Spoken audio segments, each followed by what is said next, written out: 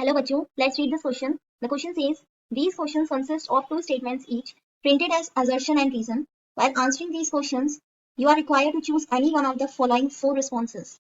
So यहाँ एक assertion और reason दिया हुआ है और हमें बताना है कि दोनों assertion and reason correct हैं या incorrect हैं और reason correct explanation है assertion का या नहीं. So assertion में दिया हुआ है ball and socket joints are quite mobile. इसका मतलब ball and socket joints movement उसमें possible है. Reason, ball and socket joints have synovial fluid. Reason दिया हुआ है कि बॉल एंड सॉकेट जॉइंट्स में साइनोवियल फ्लूइड प्रेजेंट होता है.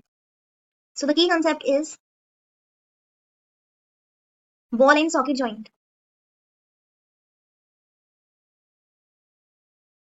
सो ball and socket joint means it is freely movable.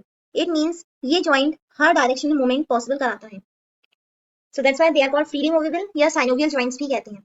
And it is found in shoulder and hip bones. So basically joints कितने types के होते हैं? जॉइंट्स 3 टाइप्स के होते हैं. फर्स्ट होता है immovable या fixed joints, second slightly movable joints and third is freely movable joints. So first जो है इमूवेबल जॉइंट्स, इनमें कोई भी मूवमेंट नहीं होता जैसे कि क्रेनियम होती है. So no movement of bones will occur in the immovable joint. Slightly movable में थोड़ा सा मूवमेंट हो सकता है जैसे वर्टिब्रा के बीच की जितनी भी बोन्स होती हैं. बट फ्रीली मूवेबल में क्या होता है, इनमें बहुत ज्यादा मूवमेंट हो सकता है इन जॉइंट्स में. इनको साइनोवियल जॉइंट भी कहते हैं बिकॉज इनमें साइनोवियल फ्लूइड प्रेजेंट होता है इन सारी जॉइंट्स में. And is further divided into 5 सब types. Like first is ball and socket joint होता है जिसमें हम किसी भी डायरेक्शन में मूवमेंट कर सकते हैं. सेकंड हिंज जॉइंट होता है जो एल्बो नी फिंगर्स में होता है. First is ball and socket joint. ये कहाँ होगा? शोल्डर बोन में, हिप बोन्स में, यहाँ पर प्रेजेंट होता है.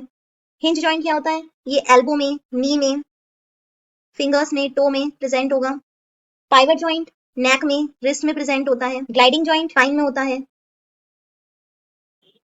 एंड इलिप्सॉइडल जॉइंट मेटाकार्पल्स एंड फेलिंजेस में होता है. तो ball and socket joint,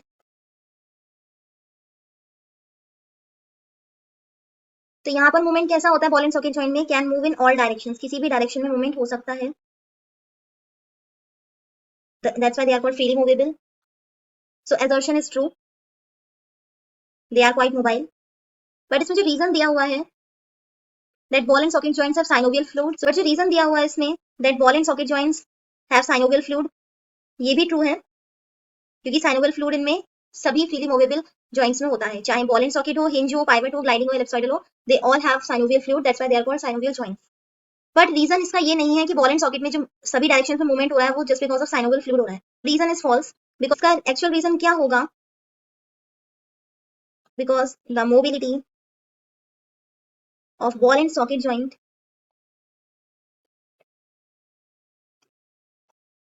is due to its structure. इसके स्ट्रक्चर की वजह से होती है, इनकी शेप की वजह से होती है.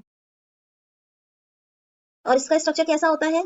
जैसे बॉल होती है एक और वो एक सॉकेट में, एक कप में प्लेस्ड होती है, इसी तरीके से एक जो बोन होती है उसका शेप कैसा होता है? बॉल की तरह होता है और वो फिट होती है दूसरी बोन में जिसका depression just like a cup होता है. जैसे एक कप में डिप्रेशन होता है, इसी तरीके से इस बोन में भी थोड़ा सा हॉलो डिप्रेशन होता है जिसमें एक दूसरी बोन फिक्स होती है. तो जस्ट जैसे एक बॉल रोटेट कर सकती है हर एक डायरेक्शन में, तो ये बॉल भी हर डायरेक्शन में घूम सकती है. तो मोबिलिटी क्यों होती है? इसके स्ट्रक्चर की वजह से होती है. And that's why it is called ball and socket joint. और जिसका साइनोवियल फ्लूइड प्रेजेंट होता है सब में, वो क्यों होता है? It helps in lubrication. ये ल्यूब्रिकेट करता है एंड फ्रिक्शन रिड्यूस करता है बोन्स का. बट मेन मोबिलिटी क्यों होती है बॉल एंड सॉकेट की? Just because of its structure. So reason is true but it does not explain correctly the assertion. So the final answer is B. Both assertion and reason are true, but reason is not a correct explanation of the assertion. Hope you understood it well. Best of luck.